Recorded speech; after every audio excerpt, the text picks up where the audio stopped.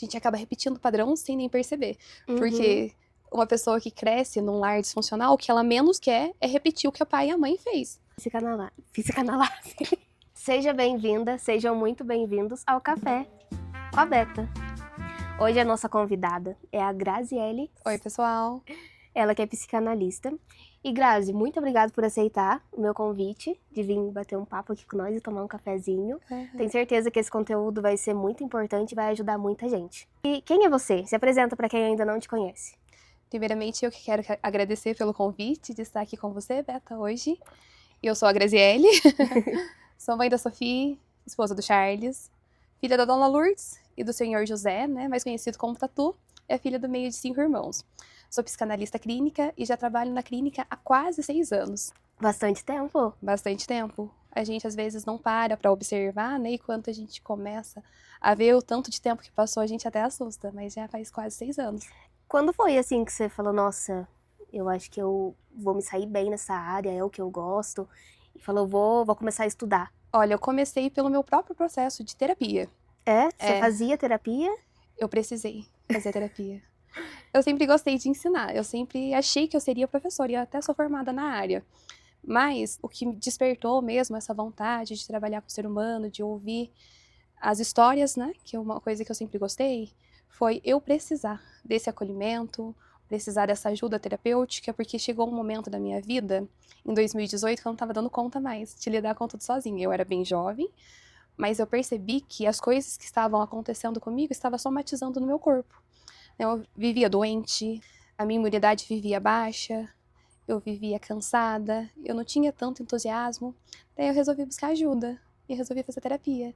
E a partir disso começou esse processo. Eu sempre tive vontade de ser psicóloga, mas como eu tive uma gestação na adolescência, então esse plano foi adiado. E conforme as coisas foram acontecendo, eu me vi precisando também de uma ajuda psicológica e foi nesse despertar que tudo começou. Fica à vontade, toma um cafezinho, come um salgado lá da Cássia Salgados, que é uma delícia, gente. Você já comeu? Já eles têm ponto comercial do lado do consultório que eu trabalho.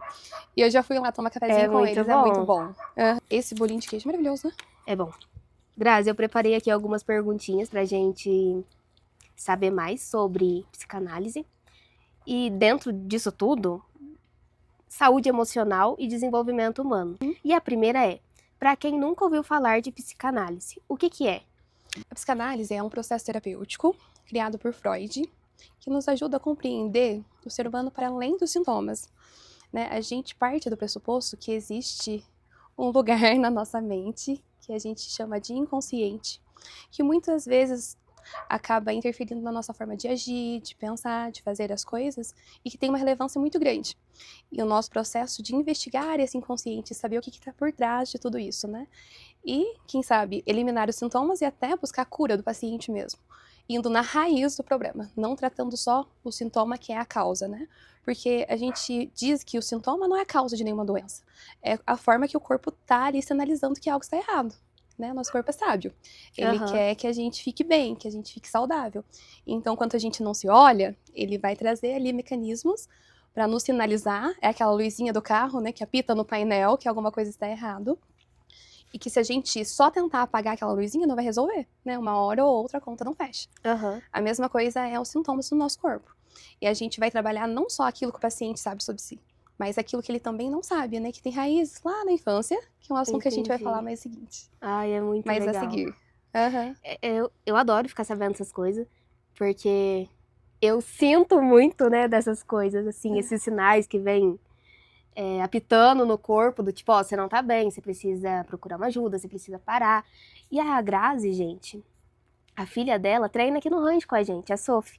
Então, eu sempre tô perguntando pra Grazi, né, Grazi? Ó, apareceu essa manchinha aqui em mim.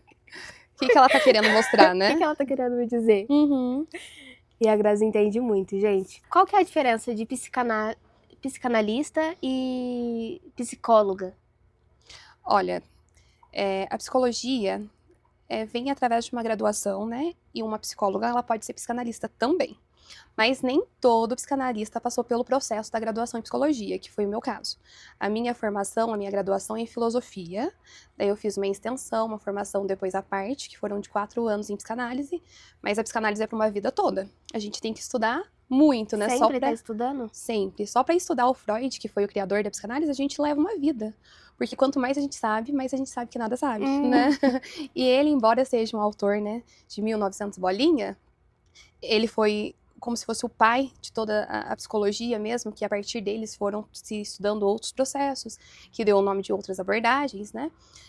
Ele trazia questões que a gente vê hoje em dia muito atual. Então, voltando a esse ponto, nem todo psicanalista ele passou pela faculdade de psicologia, às vezes ele vem de outra área de formação, mas parte também do pressuposto que tem que ter uma graduação, né, para ter um respaldo mesmo, porque a gente está trabalhando com o ser humano, né? Não é só uma formação, você tem que ter ali algo mais profundo. Porque você tem o poder de destruir a vida da outra pessoa também, né? Você pode piorar os sintomas se você não souber como você faz, como você atua ali. Mas nem todo psicanalista ele fez uma graduação em psicologia e as formas de abordagens também são diferentes. A forma com que a gente vai trabalhar na clínica é diferente. Por exemplo, a psicologia ela tem várias vertentes, que vem a TCC, behaviorismo, né, a cognitivo-comportamental, e a psicanálise ela parte do pressuposto que a gente tem uma parte nossa, que é desconhecida por nós mesmos, que é o inconsciente, e a partir desse inconsciente, muitas coisas que estão na nossa vida, que a gente faz, que muitas vezes a gente não se dá conta, né, que a gente vai reprimindo, que a gente vai guardando, vai afetando o nosso dia a dia, nossa vivência com outras pessoas. Então, são métodos de investigação diferentes, né? Podem ser complementares, né? Eu, por exemplo, estudo outras áreas da psicologia também. Hoje em dia eu estou fazendo uma pós-graduação em psicologia clínica, mas são objetos de estudo diferentes do paciente. A gente vai lá na causa, na raiz do problema. Não tentando ensinar o paciente métodos de como tentar extinguir aquele sintoma, mas como eu falei pra você, investigar o porquê que aquele sintoma está se manifestando, né? A gente vai mais na causa. Tanto é que Freud dizia que o serviço, né, a prática clínica da psicanálise é como se fosse um arqueólogo. A gente tá ali buscando, né, procurando, e a gente vai como se fosse tirando as camadas da cebola, pra gente encontrar no paciente aquilo que é ele de fato, sem as crenças das famílias, sem os padrões familiares, né, aquilo que a sociedade impõe, que a sociedade deseja que a gente faça, né, que causa muitas vezes sofrimento e angústia. A infância, ela tem muito peso nisso? Com certeza, principalmente dentro da psicanálise. Sim, muito. Não que ela pré-determina o que vai acontecer na nossa vida, mas é a forma como que a gente foi tratada durante os primeiros anos de vida que vai nos mostrar como que a gente percebe, que o mundo nos percebe, né? Quando uma criança é pequena, ela precisa que os pais estejam ali cuidando dela, porque senão ela não vai sobreviver, né? E ela tem medo que os pais abandonem, né? E quanto esse cuidado não é feito de uma maneira suficientemente boa, quanto esse cuidado não vem da forma com que a criança precisaria, né? O ambiente, às vezes, é um ambiente tóxico, né? Disfuncional, às vezes é uma mãe sobrecarregada, uma mãe também que está doente, com depressão pós-parto e tudo mais. A criança, ela vai crescendo e introjetando isso na sua vida adulta, né? Ela tem medo de rejeição, ela aceita qualquer coisa, ela acaba revivendo os padrões infantis, mas se ela buscar o tratamento, se ela buscar reconhecer isso e transformar isso, ela não vai ser refém da sua história, né? Por isso que a psicanálise ela é tão mágica. E não só a psicanálise, como outras abordagens também, mas de que, embora alguma coisa aconteceu, você não é refém daquilo. Você pode sim reescrever novamente a sua história. Em relação a pai e filha, quando a filha vai arrumar um namorado, tem muito disso? Do pai? De repetir padrões familiares? Com certeza. Se ela não tiver consciência, ela vai estar querendo consertar. Seria em questão de pai e mãe, né? O pai, por exemplo, é um pai agressivo com a mãe, alguma coisa assim. Ela vai tentar querer consertar na relação dela com o namorado, com o marido, aquilo que deu errado na relação com os pais. Por isso que se a gente não tem consciência, né, dos padrões familiares que a gente veio e não tentar mudar, a gente vai buscar sempre alguém que esteja em ressonância com aquilo que a gente já viveu na nossa história, tentando não só repetir, né, de uma forma inconsciente, como a gente disse, mas consertar aquela relação disfuncional dos nossos pais. A gente acaba repetindo o padrão sem nem perceber, porque uma pessoa que cresce num lar disfuncional, o que ela menos quer é repetir o que o pai e a mãe fez. Mas, a uma certa altura da vida, ela vê que ela seguiu o script certinho, Aham, né? sem perceber. Exatamente, porque já vem desses padrões familiares. A terapia, ela ajuda a gente a reconhecer isso e mudar isso também, né? Porque o nosso valor se mediu através daquilo que a gente recebeu, né? Na relação com a família, vendo como o pai tratava a mãe, né? Às vezes ela nem vai aceitar tanto o marido abusivo, mas ela vai ser abusiva da relação, né? Ela vai buscar alguém na qual ela consiga ser abusiva e às vezes ela vai conseguir o marido, assim como a sociedade diz, meio banana, que espera que ela vá à luta, que ela corra atrás das coisas e ela seja o homem da casa, né? Porque ela tá tentando consertar ali um padrão familiar da família dela, né? Ela tá querendo fazer aquilo que o pai dela não conseguiu fazer. Nossa, um homem não conseguiu dar conta de uma família, de cuidar bem e proteger. Então eu vou ser a mulher que vou à luta e vou fazer isso. E daí a gente acaba fugindo um pouquinho do que seria certo. Não que uma mulher não possa ir à luta, nada disso, que uma mulher não possa ter a sua independência, mas a gente carregar tudo nas costas o tempo todo, gente, é insuportável, isso adoece. Uma hora ou outra a conta não fecha. Tem os seus papéis, né? O papel do homem é ajudar, prover, a mulher pode ajudar nesse processo, mas ela não precisa assumir tudo sozinha, da mesma forma que o homem também não precisa assumir tudo sozinho, né? Porque a gente tá falando aqui da mulher, mas a gente percebe isso na clínica, que isso também acontece do outro lado, Uhum. né? Afinal de contas, somos todos seres humanos. O que atravessa um também pode ser a mesma coisa que atravessa o outro, mas de maneiras diferentes. Entrando nesse papo, assim, de mulher, hoje em dia, qual é o, assim, que as mulheres mais chegam lá no seu consultório se queixando? Qual é o maior problema que elas levam? A maior queixa. Isso. A demanda que mais aparece no consultório, independente de ser homem ou mulher, é a ansiedade e a depressão, né? A falta de sentido de vida. Mas depois que a gente começa a investigar, principalmente nas mulheres, é porque elas sempre se colocam de lado o tempo todo. A gente, por ser mulher, a sociedade nos cobra que a gente seja aquela pessoa que acolhe, né? Que cuida, que ajuda todo mundo o tempo todo. Mas a gente acaba não observando as nossas próprias necessidades, aquilo que também é importante pra gente. E a gente se doa demais e acaba se deixando de lado. Então, uma das maiores queixas é isso. Nossa, eu faço de tudo, ninguém reconhece, a minha família não me respeita como deveria, porque a pessoa, ela já começou a se desrespeitar, né? Colocando sempre a necessidade dos filhos, do marido, da família, dos pais em primeiro lugar. E tudo isso chega uma hora que vai adoecendo, vai se manifestando os sintomas que a gente mencionou, ansiedade, depressão, fobias principalmente, mas tudo isso tem uma raiz mais anterior, né? Uhum. Tem uma raiz num ponto que você acabou deixando com que as coisas que acontecessem ao seu redor tivessem mais importante do que você de fato. A gente pode sim cuidar da nossa família, a gente pode sim ajudar as pessoas, porque isso também é muito importante, mas não colocando sempre o outro acima das nossas próprias necessidades, né? Quantas mães que muitas vezes estão doentes, maus, e acaba fazendo de tudo pelo filho e acaba deixando às vezes até de cuidar da própria saúde e isso evoluindo numa doença ainda mais grave. Então a gente tem que se priorizar sim, não como se isso fosse egoísmo, mas uma necessidade humana, porque quanto a gente não tá bem, a gente também não consegue ajudar as outras pessoas, né? Uhum. Pra gente conseguir ajudar, a gente tem que estar bem primeiro. E é muito importante ser vista a partir disso. Entrando nessa parte de ansiedade e Aham. depressão, como que a gente diferencia uma ansiedade normal de uma ansiedade que precisa de ajuda? Olha, a ansiedade é uma coisa que a gente precisa dela para sobreviver. Quando ela se torna mais patológica, né, quando ela começa a manifestar sintomas que a longo prazo pode prejudicar a nossa vida, que começa a atrapalhar o sono, né, às vezes o apetite, a pessoa ela não consegue relaxar, vai causando também sintomas tanto no corpo quanto fobias. Daí nesse ponto ela já vai entrando no nível mais patológico. Daí já é preciso ser vista com carinho, entender o porquê que isso acontece e buscar o tratamento eficaz. Porque para nós, psicanalistas, cada tipo de ansiedade ela tem um fundo emocional, né? É uma coisa que está ali por trás.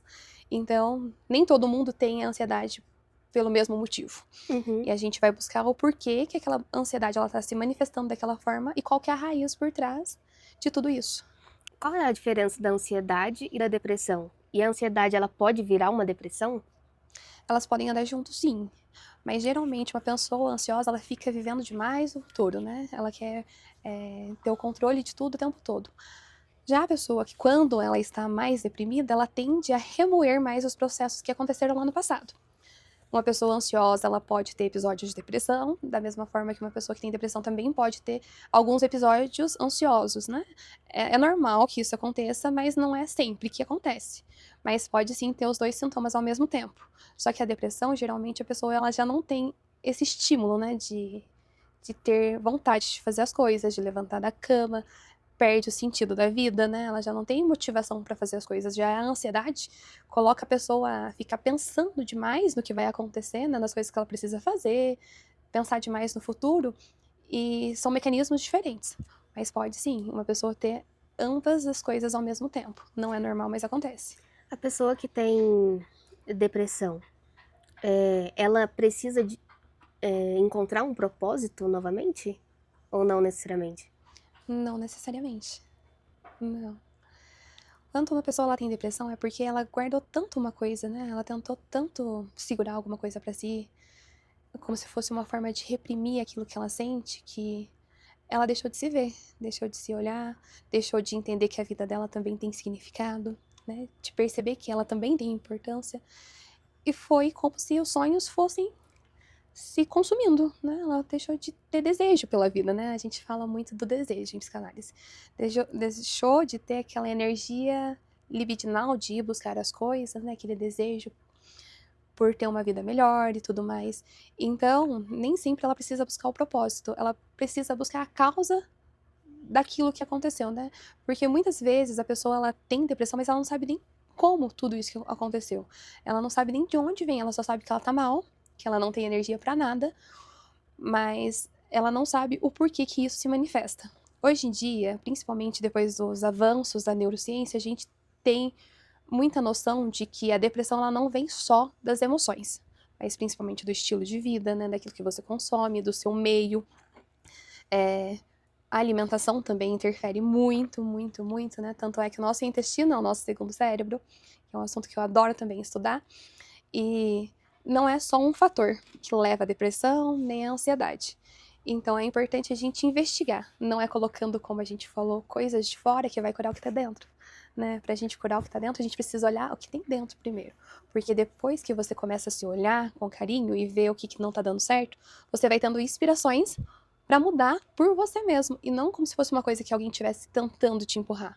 Né? Precisa primeiro reconhecer aquilo que está errado. Porque quando a gente não tem noção do que está errado, o que a gente vai mudar? Né? A gente tem que trazer à tona a consciência a partir desses pequenos passos, né? De investigar, de analisar esses episódios, de entender quando começou, por que começou, qual fase aquela pessoa estava vivendo, é que a gente vai tendo um norte, né? Pra gente começar a trabalhar isso e, de fato, começar a ajudar a outra pessoa para que ela consiga encontrar o propósito por ela mesma. A depressão, ela tem fases? Tem, sim. Ela pode ser uma depressão mais grave, né? Que daí a gente vai precisar também de recursos psicofármacos, né? Que a gente vai precisar de medicação. Mas ela começa de uma forma sutil, que às vezes, muitas vezes, a pessoa ela nem se dá conta, né? E aquilo vai evoluindo. Mas ela tem fase, sim, ela pode ser uma depressão mais leve, por conta de algum luto, alguma coisa que a pessoa viveu, né? De uma tristeza profunda, que vai durar ali alguns dias. Ou então ela pode ficar mais patológica, né? E se alastrando, até chegar numa depressão mais grave, onde não só a terapia vai ajudar, mas a gente vai precisar também de uma ajuda psicofármaca. Mas ela tem fase, sim. Qual é a diferença entre tristeza e depressão? A tristeza é um sentimento normal, que todo ser humano já passou por ela um dia, né? Todo ser humano já sentiu. E ela vem e ela passa, né? Muitas vezes a gente fica triste porque alguma coisa não deu certo. Ou então, quando uma pessoa querida, ela já não está mais nesse plano, né? São vários episódios da vida que pode trazer esses momentos de tristeza. E faz parte, né? Faz parte do ser humano. A depressão já é uma tristeza muito grande, muito pior, mais agravante, que muitas vezes a pessoa não sabe nem nomear de onde ela veio. Ela não sabe nem a causa. Né? É uma melancolia muito grande, que a pessoa ela não tem vontade de fazer nada, que ela não tem desejo por nada, que muitas vezes ela deixa até de comer, né? De fazer coisas básicas, necessárias para a sobrevivência, né? Para uma boa sobrevivência, mas que ela não sabe nem por que ela tá sentindo tudo isso. Daí a gente já trata e já fala mais como uma melancolia, né? Uma depressão mais profunda. Então, quanto é tristeza, a gente sabe que tem um objeto causador, né? Seja uma pessoa, ou então quanto a pessoa perde o serviço, quanto sai de um relacionamento. Nossa, é muito isso mesmo. A gente sabe de onde veio, e a gente sabe que faz parte da vida, que é uma coisa que todo mundo está ali, que todo mundo pode passar por isso, né? Todo mundo está ali à mercê disso. Agora, muitas vezes a depressão a pessoa não sabe nem de onde veio, né? Pode ser decorrente de uma tristeza profunda que a pessoa foi tentando fazer de conta que tudo estava dando certo, que estava tudo bem, e que ela colapsa, né? Ela não dá conta mais de lidar. Mas pode ser muitas vezes também que ela não tem nem noção de onde ela veio mais. O porquê que aqueles episódios depressivos começaram. E isso tem muito a ver na adolescência, né? As depressões na adolescência vêm muito disso. Eu já te contei, quando eu tinha 16 anos? Não. Eu comecei uma depressãozinha. Você começou? Comecei. E eu só chorava, ficava trancada no quarto e não comia. Fiquei 3 dias sem tomar banho.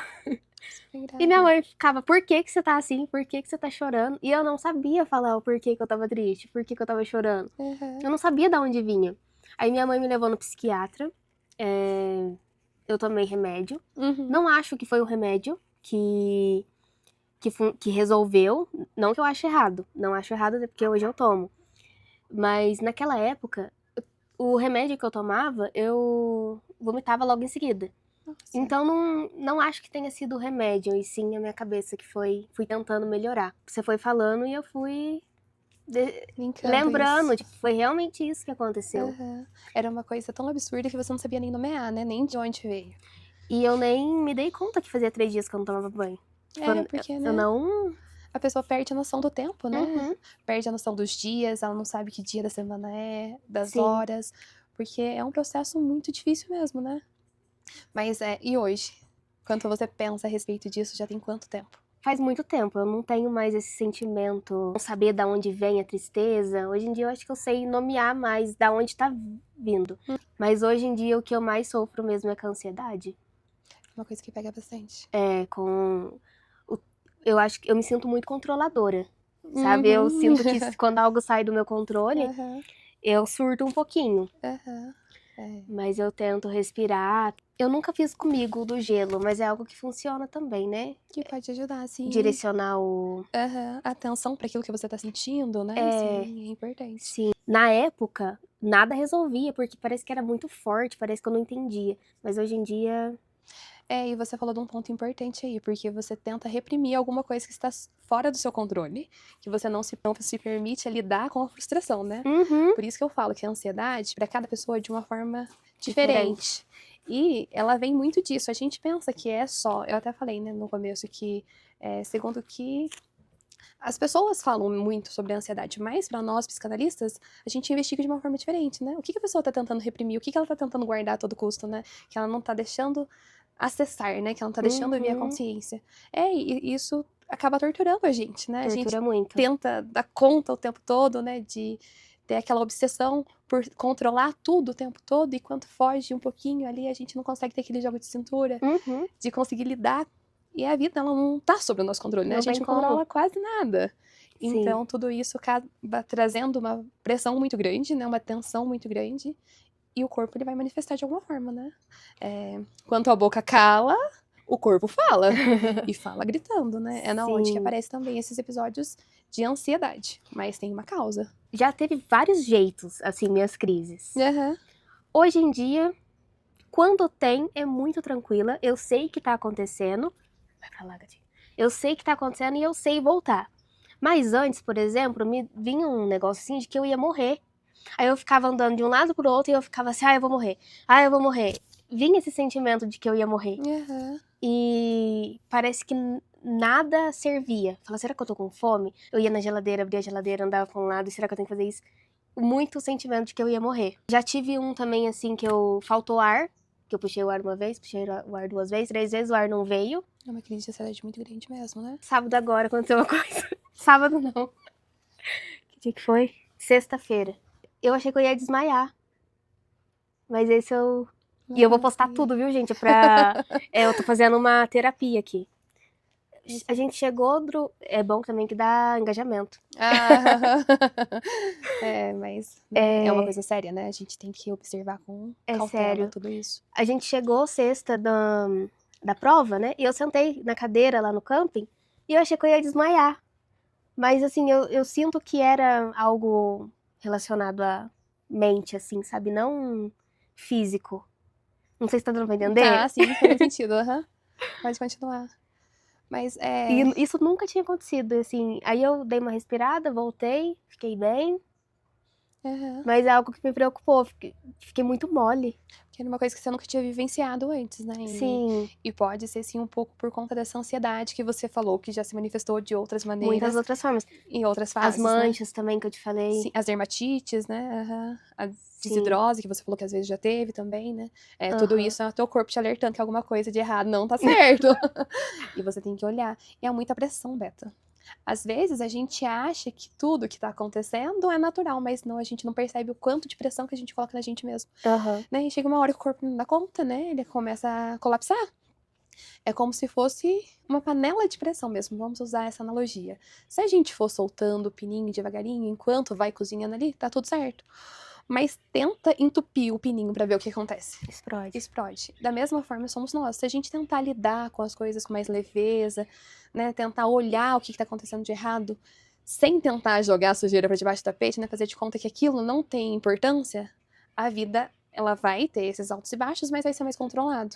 À medida com que a gente acha que a gente é super poderosa, que a gente dá conta de tudo o tempo todo, né? Que eu não posso parar, que eu não posso ouvir meu corpo, que eu não posso descansar, não posso ter os meus momentos de lazer, de fazer coisas que eu gosto. O nosso corpo ele vai dando sinais, né? Ele começa sutil, mas chega uma hora que ele grita. Chega uma hora que você acha que você não vai conseguir respirar, que você sente que tá morrendo, que é a síndrome do pânico, né? Que muitas vezes precisa ir ser hospitalizada, tomar um calmante bem mais forte, né? Que tem que tomar um cuidado enorme, a gente tem que cuidar para não chegar nesse nível. São as alergias, como você manifestou, a tontura, enjoo, né? O que eu mais vejo as mulheres quando chegam no meu consultório, que a gente estava falando delas, é isso. Aí eu tenho enjoo, tenho problema gástrico o tempo todo, meu estômago dói, eu tenho queimação, azia. Gente, isso aí é emoção não digerida. Dor de cabeça dá também? Dor de cabeça, com certeza, pressão na cabeça. É o teu corpo tentando alertar, né? Daí a gente já começa a trabalhar a parte da psicossomática, que é a nossa psique somatizando no corpo, né? A nossa mente não conseguindo digerir tudo que tá acontecendo e mandando sinais bem mais fortes pro corpo. E se você vai fazer uma investigação mais criteriosa, muitas vezes você não encontra a causa do problema. Você vai no neurologista, você vai no psiquiatra, faz aquele monte de exame, né? Foi o motivo pelo qual lá em 1900, antes disso até, Freud começou a trabalhar isso, né? Ele veio desenvolvendo a psicanálise através disso, do estudo das histéricas. Histeria tem a ver com útero. E naquela época, as mulheres eram, naquela época e até hoje, as que mais sofrem por problemas emocionais por conta de tudo isso, achar que dá conta de tudo o tempo todo. Então, elas tinham paralisias na perna, mas iam fazer exames criteriosos, né, para ver se estava tudo bem. As funções estavam normais, mas elas não conseguiam andar, às vezes não conseguia falar, tinha problemas graves que não tinha como diagnosticar fisicamente, né, porque estava tudo bem funcionando, mas ela não conseguia falar, ela não conseguia andar. Da onde que vinha isso? Vinha da mente. E foi a partir desses estudos que Freud foi criando e formulando tudo isso. E muita coisa mudou, mas ainda somos os mesmos. E ainda sofremos pelas mesmas causas, né? De não saber controlar, lidar e gerenciar as nossas emoções, né? De cuidar da gente com o cuidado que deveria ser feito. Você acha que hoje em dia, com a vinda da tecnologia e tudo é muito mais rápido, aumentou todos esses problemas, como é que eu falo? Problemas mentais? Emocionais, sim, Eu queria que você me respondesse essa pergunta, analisando o contexto atual do nosso mundo contemporâneo. O que você acha? Ai, jogou pra mim agora. O meu papel dentro da clínica é esse, é investigativo. Eu sinto que sim, porque parece que é tudo muito rápido e a gente fica tão sem paciência. Eu não tenho paciência de fazer uma coisa só, sabe? De só assistir uma série. Eu tenho que assistir a série e jogar um joguinho junto com a série. Tipo, eu não tenho paciência de assistir um vídeo no 1. Eu tenho que aumentar a velocidade e tudo tem que ser muito rápido. E eu lembro quando eu comecei na internet, há muitos anos atrás, eu lembro que eu colocava R$ 20 de crédito e eu assistia um vídeo no YouTube que demorava 2 horas Pra pra carregar. rodar. E hoje, se demora 1 minuto pra entrar, a gente vai ficar bravo, porque a gente não tem mais essa paciência. Então, sinto que sim, que a gente tá muito querendo muito rápido. E aí, sei lá, às vezes o cérebro dá um tilt, né? Não aguenta acompanhar Aham. tanta informação que entra. A gente pega o celular, é bilhões de informações por muito pouco O tempo. tempo todo, né? É, tipo assim, a gente se for analisar. Ó, sozinho. Uhum. Que bonito. Se a gente for analisar, nunca se teve tanta informação, né, sobre Tudo. tudo o tempo todo igual a gente tem, né? E será que a gente precisa de tanta informação assim? Será que isso não tá trazendo ainda mais agitação e ansiedade? Uhum. Você fala isso, mas até eu tento me policiar a respeito disso, porque a gente quer sempre otimizar o nosso tempo, né? São tantas demandas que não basta fazer uma coisa, tem que fazer 3 ao mesmo tempo. E isso tudo vai nos consumindo e nos evita conseguir desligar. A gente fica naquele Uhum. frenesi de querer mais e mais o tempo todo. E quanto é pra gente descansar de fato, quanto é pra assistir um filme de fato, você já não tem paciência, você já não Sim. consegue mais, né? Tudo isso vai criando, né, com o tempo uma ansiedade mesmo, de que nunca o que você está fazendo basta, nunca está satisfeito com nada, né? E isso traz uma satisfação Isso. muito grande também. Muitas pessoas não conseguem sentar, conversar sem pegar o celular. Não conseguem aproveitar o momento ali com a outra pessoa, sem dar uma olhada, né? Sem estar ali conectado, né? Aham. Como se ela só existisse se ela estivesse nas redes sociais, né? Se ela soubesse o que aconteceu com os famosos, se ela soubesse das últimas atualizações que estão acontecendo no mundo, né? Porque é muita informação. É E a muito. gente não foi criado e nem evoluímos, né, tanto assim para viver tudo isso, né? Há pouco tempo atrás a gente tinha só livros, né? O Uhum. jornal, a maioria das pessoas não tinha nem televisão. Não foi uma época que a gente viveu, né? A gente viveu numa época que não tinha celular e que era muito bom também, né? Hoje em dia, é claro que a tecnologia mudou a nossa vida, ela é excelente, facilitou muita coisa, mas não fazia falta. Eu não sei É. se na sua infância o celular fez falta, Não. mas, né, a gente sabia que tinha o telefone ali, de vez em quando usava o orelhão pra ligar, mas a gente não vivia, né, em função de saber o que tá acontecendo o tempo todo com a vida dos outros, né? Porque antes a gente só sabia da vida dos famosos, que aparecia na televisão. E hoje a gente sabe da vida do vizinho, do fulano, do cicrano, que ele nem sabe que a gente existe, mas você tá ali acompanhando a rotina. E tudo isso é muito cansativo, e até existem muitos estudos que chega uma hora que a gente começa a ficar triste, né? Depois de 5 minutinhos mexendo nas redes sociais, aquilo dá uma depressão na pessoa. Ela fica triste porque ela começa a se comparar, Uhum. né? Nossa, tal pessoa tá viajando e eu tô aqui trabalhando. Tal pessoa tá comendo no Sim. restaurante chique e eu tô comendo pão com mortandela. Não Uhum. é? E isso vai trazendo mais insegurança, traz uma comparação no qual a gente nunca se acha suficiente, né? E a gente esquece que cada um tem a sua história, né? Cada um tem os seus amores e os seus desamores, né? E que nem tudo que tá na internet é verdade. Com certeza, gente. As pessoas, elas nunca vão mostrar que ela não tá bem, né? Pelo menos a maioria não mostra. Mostra só o lado que é editado, né? Sim, e eu já tentei mostrar a parte que eu não tava bem, e aí também não funciona. Exatamente, porque ninguém quer saber. Porque aí eu já tive muita crítica de eu mostrar que eu não tava bem, e aí vinha uma enxurrada, assim, quer chamar atenção. Nossa, Beta só anda depressiva, só chora. Então, agora eu só posto coisa boa, mas não acho que é só coisa boa. Eu pensava isso, eu vou mostrar para as pessoas que me seguem que eu também tenho momentos ruins. Eu Só que também aí sou uma não, pessoa, né? Um ser humano. só que daí não foi visto de uma forma positiva, né? Como se foi você muito estivesse ali ruim. mostrando que faz parte, a gente tem dias bons e dias não tão bons, e que tá tudo bem passar por isso. Mas as pessoas, elas não estão dispostas a ver isso, né? Não. Elas vão te rotular, né? Elas vão querer te diagnosticar, que é uma coisa que a gente falou.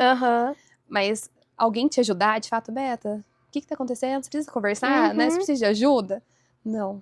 É só Geralmente julgamento. não, exatamente. Então, tudo que a gente vê nas redes sociais, na maior parte, quase sempre é editado, né? Sim. Trazendo até pelo mundo dos tambores, né? O dia que derruba a lata, quase ninguém posta vídeo, gente. Não é? A gente passa só as passadinhas bonitinhas ali, né? E tudo isso é o processo, né? É o processo de aprender, né? De ver o que errou. Às vezes não é o seu dia, não é o momento. Não depende. E a vida é assim, né? Nem tudo vai dar certo o tempo todo. Mas tá tudo bem. né? E tem que ter o erro pra vir o acerto. Exatamente. Todo erro traz um aprendizado, se a gente souber reconhecer, né? Às vezes, as fases mais difíceis que eu já passei, que a Beta já passou, eu tenho certeza que todo mundo também já teve, foram que trouxeram maiores aprendizados, né? A gente não precisa, né, ser uma pessoa que viva o sacrifício o tempo todo, mas a gente tem que ter a noção de que nada que aconteceu por acaso também, né? Que tem alguma coisa ali para nos ensinar, para nos ajudar. Porque a gente não precisa repetir. Porque se a gente não souber ter consciência daquilo que aconteceu e olhar com novos olhos, a vida ela vai trazer outras circunstâncias para fazer com que você passe pelos mesmos episódios de novo, para você ter consciência daquilo que você precisava ter mudado e não mudou por algum motivo, né? Acaba, ao invés da gente viver uma espiral, de viver um dia de cada vez, buscando a ascensão, melhorar, né, a cada dia, a gente acaba andando em círculos, repetindo os mesmos problemas, os mesmos padrões, que vêm também dos padrões familiares que a gente já mencionou. Como que a gente pode enfrentar o medo de errar? Enfrentando o medo, de fato. Porque só erra quem tentou, não é? E nem todo erro, é um aprendizado, como a gente falou aqui, né? O erro tá para nos mostrar algo que não deu certo. Então, ao invés da gente paralisar, a gente tem que analisar e tentar melhorar. E isso quantas vezes forem necessários. Não é? Pra gente aprender ou ficar boa numa coisa, você não vai conseguir fazer de primeira, nem de segunda, nem de terceira. Não é? É um processo, gente. E entender que errar é humano, que todo mundo erra, e que isso faz parte do processo, é importante. E todo erro tem um aprendizado por trás dele. A gente só não pode ficar com esse medo de errar e nunca tentar, não é? Porque daí sim a gente erra muito, né? A gente fica paralisado. Só não erra quem não tenta. Vocês podem ter certeza disso. Eu fiquei 3 anos na arquibancada, assistindo as meninas, assistindo a minha irmã, por medo de errar. Demorou, né? Mas que bom que eu... Conseguiu reconhecer, né? Que só erra quem já tentou.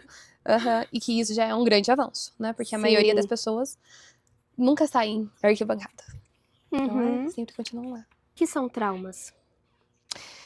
Traumas podem ser vistos como marcas, tanto físicas quanto psicológicas.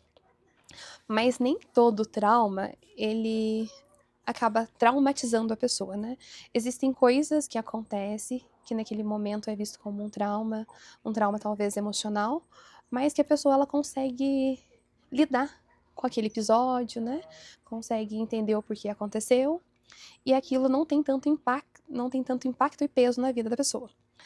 Agora, existem traumas que paralisam, né? Existem traumas que a pessoa não consegue elaborar e que ela fica como se fosse revivendo o tempo todo aquela mesma cena. E, gente, dependendo do episódio traumático que a pessoa passou, quando ela lembra, a mente dela leva como se estivesse acontecendo aquilo em tempo real. Por isso que isso é tão assustador, né? Por isso que existem traumas que ficam enraigados e traumatizam muito a pessoa por anos, né?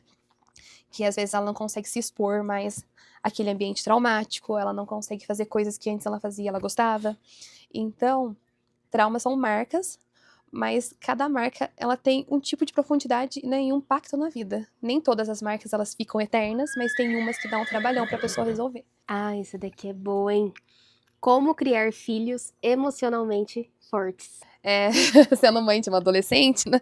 Porque a primeira coisa que a gente deve fazer, gente, é tentar não invalidar os sentimentos deles.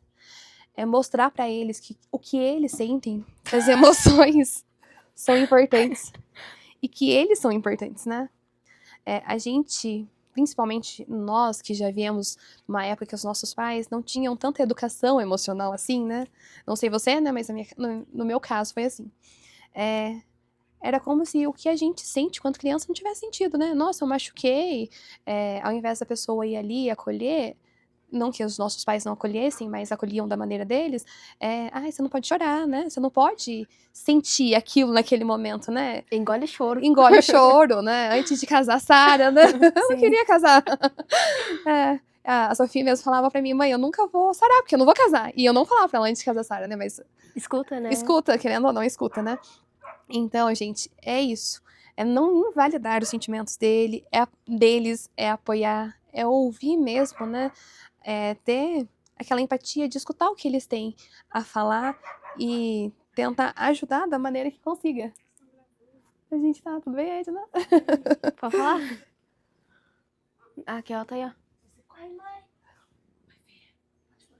Tentar não invalidar os sentimentos, né? Trazer a eles que nem sempre as coisas vão tá dando certo, vai estar tudo bem, mas que isso faz parte da vida. Ensiná-los a lidar com a frustração, não tentando protegê-los do mundo o tempo todo, né? Que a gente também erra muito nesse ponto, mas mostrar que, embora as coisas às vezes não saiam como eles queriam, como eles imaginavam, mas que sempre tem uma segunda chance, né? Sempre tem como melhorar ou contornar a situação. E eu acho que um ponto importante, porque a gente sempre tenta doutrinar as pessoas, né?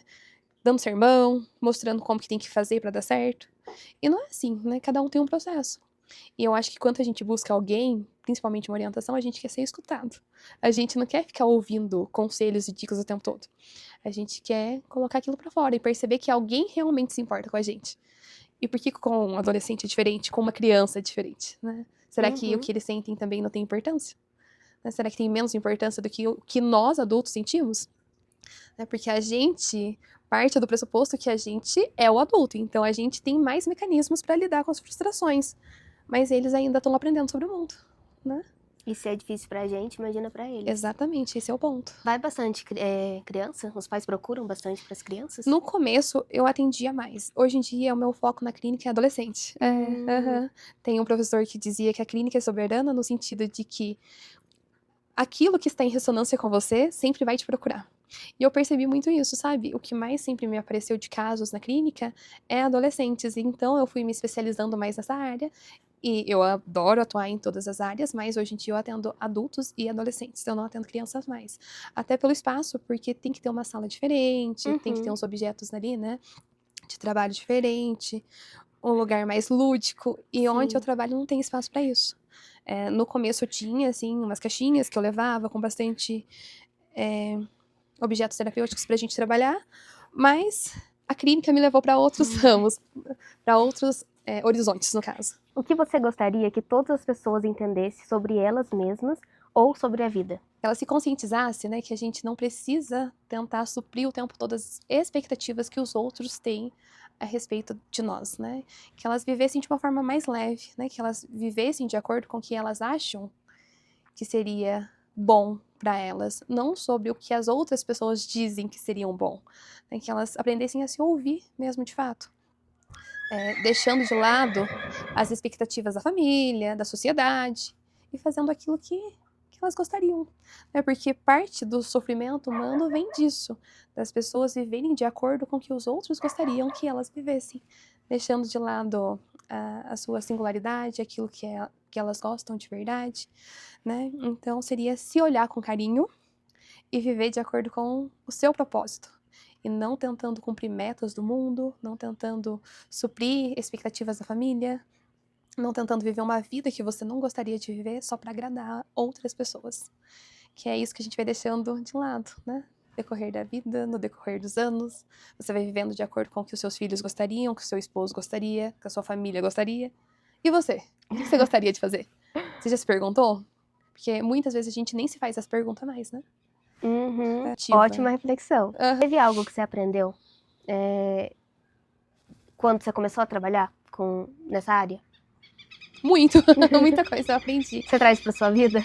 Eu acho que tudo isso, tudo que eu aprendi, que eu trabalho em consultório, eu tento levar pra mim, né? Porque eu quero ser o primeiro exemplo. A gente peca, né, gente? A gente não é perfeito, ninguém é perfeito e consegue fazer tudo bom, bonitinho o tempo todo.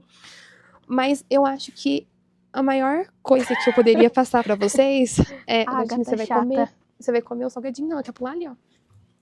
É isso, de se olhar, de aprender a dizer não, impor limites, né? Que é uma coisa muito difícil pra gente, né? E é uma coisa que era muito difícil pra mim. Eu sempre queria agradar tudo o tempo todo. Então, ser vista como uma pessoa, talvez, que impõe limites, era algo que doía, né? E como que eu vou ensinar o meu paciente, a minha paciente, a impor limites, se eu não consigo replicar isso em mim mesma? Como que eu vou falar pra eles cuidarem melhor da saúde, se eu também não cuido da minha saúde? Como que eu vou pedir para eles fazerem exercício físico se eu não me coloco em movimento? Eu acho que mais do que falar faça o que eu digo, faça o que eu faço também. Eu tenho, né, que ser o precursor daquilo que eu transmito, né? Eu tenho que viver isso na prática. Eu tenho que ser a primeira pessoa a ser incentivada por aquilo que eu acho que seria o correto, né? Eu mesma tenho que passar por esse processo também. Então, eu acho que a psicanálise, ela me trouxe muitos aprendizados que eu levo pra vida, mas é isso, né? Querer que ser a minha melhor versão, não que exista uma versão perfeita de ninguém, né? Mas buscar o que é bom pra mim e colocar isso em prática pra, a partir das minhas próprias experiências, também ajudar outras pessoas a colocar isso em prática, né? E não ficar cobrando aquilo que nem eu dou conta de fazer às vezes. Pra alguém que quer trabalhar na mesma área que você, qual conselho você daria? Trabalhar nessa área, mais do que vontade, a gente tem que ter uma vocação, né? E eu acho que muitas pessoas, né, a maioria se identifica, porque a gente, como ser humano, a gente tende esse desejo de ajudar outras pessoas. Então, se é algo que desperta algo em você, que você gostaria de fazer para levar para a vida, se você gosta de conversar com pessoas, se você gosta de estar no meio de pessoas, de poder ajudar, né? E acima de tudo, ouvir, porque, como eu falei pra você outro dia, né, eu sempre fui uma pessoa que gostava muito de falar. E na minha profissão eu precisei fazer totalmente o oposto. Eu não tô ali pra dar conselhos pra ninguém, eu tô ali pra escutar o que a pessoa tem a dizer e ajudar ela a reconhecer os próprios processos, né? A gente estuda muito a teoria. A gente tem um arcabouço enorme de conhecimento. Mas quem vai saber o que é melhor pra sua vida, Beta, é você. Não é nenhuma terapeuta, não é nenhum psicólogo, não é nenhum religioso, é você, né? Você sabe os caminhos que você passou, você sabe da sua história. A outra pessoa, ela vai ser uma bússola, né? Ela vai te ajudar nesse processo, mas ela não vai fazer esse processo pra você. É sua história, é sua jornada. Então a gente tem que reconhecer isso. Para querer ser uma boa psicóloga, um bom terapeuta, uma boa psicanalista, a gente tem que ter essa noção, né? Que a gente vai estudar muito, mas a gente tem que ajudar a outra pessoa a partir da outra pessoa. E se é algo que desperta interesse em você, corra atrás, porque é uma profissão muito bonita, muito gratificante. A melhor coisa que existe é o paciente chegar ali entusiasmado, nos trazendo coisas que ele conseguiu fazer, né, depois da terapia, decorrente dos processos que foram sendo trabalhados durante as sessões. E, gente, isso não tem dinheiro que pague. Não tem dinheiro que pague, né? Saber que a pessoa está melhor por conta do seu trabalho, isso é o que traz sentido à nossa vida. Isso é o que nos coloca também em movimento de buscar mais conhecimento, de buscar cada vez mais ser melhor naquilo que fazemos, porque é isso que nos move de fato, né? É saber que aquilo que você faz na vida do outro realmente faz diferença. É muito bonito mesmo. Muito. E não é só na terapia, não é só na psicologia que vocês vão conseguir isso. É em todas as áreas da vida, né? Tudo que a gente faz com amor e propósito vem o retorno, né? A gente consegue perceber isso, a gente consegue notar isso. A gratificação vem, de fato. E então a gente tem que fazer tudo com amor. Agora você vai inaugurar um quadro Ai, que aqui legal! nesse Instagram que chama Bate Espora. Ai, que interessante. É tipo um bate e volta, mas o nosso é bate espora. Que eu vou jogar uma pergunta e você tem que responder o que vier na cabeça. Tá bom. Um livro que mudou a sua vida. Olha, era um só, né?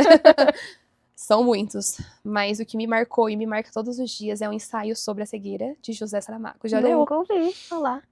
Olha. Eu vou procurar saber. Sim, mas vai preparado. Vou colocar na minha listinha de compras de livro. É maravilhoso, gente. Nossa, que Ensaio nome, sobre a né? Cegueira. Só o nome já. É lindo. Um hábito que você recomenda. Autocuidado, em todos os sentidos. No estilo de vida, a gente sabe que saúde emocional tem muito a ver com a forma com que a gente se enxerga, então se alimentar bem, descansar bem, fazer coisas que te motivem, estar com pessoas que te façam bem. Então, com certeza, esse é um autocuidado basicão, que deveria ser o pilar de todo mundo, que eu recomendo. Uma frase.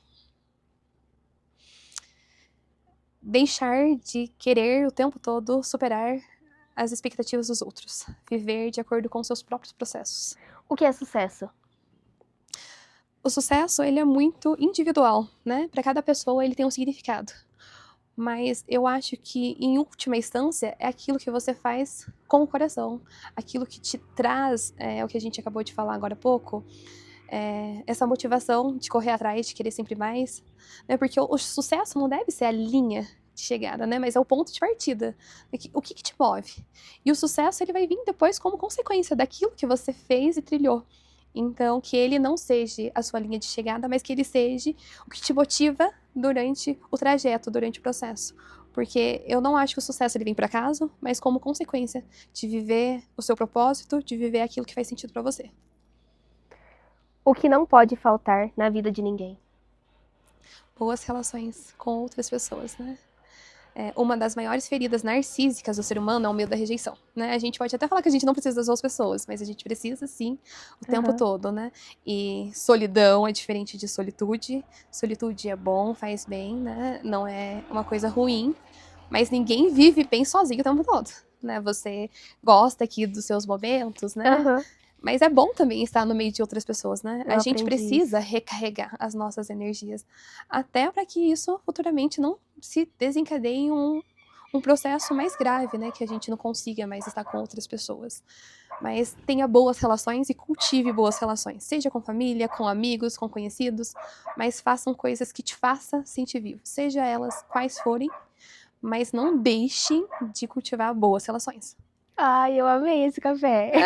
Acabou! Amei. Ai, eu agradeço. Será que foi bom, Muito Beta? obrigada. Eu que agradeço. Foi ótimo. Você arrasou. Que bom, fico feliz, então. A gente vai ter que fazer mais vídeos. Vamos, né?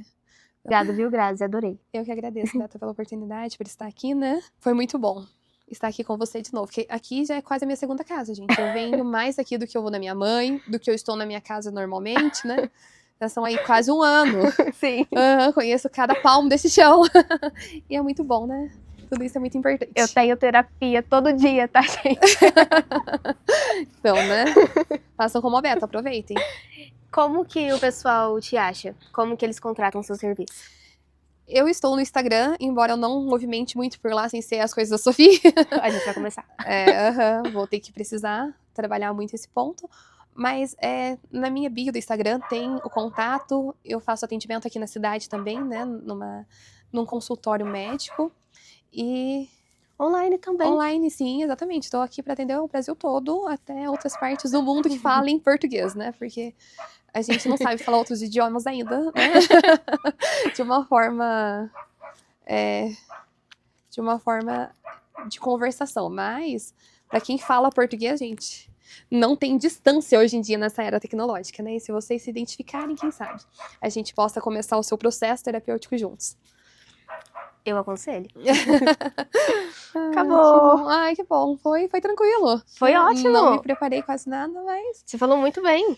Será, Beata? Será que eu não falei demais? Mas isso é bom.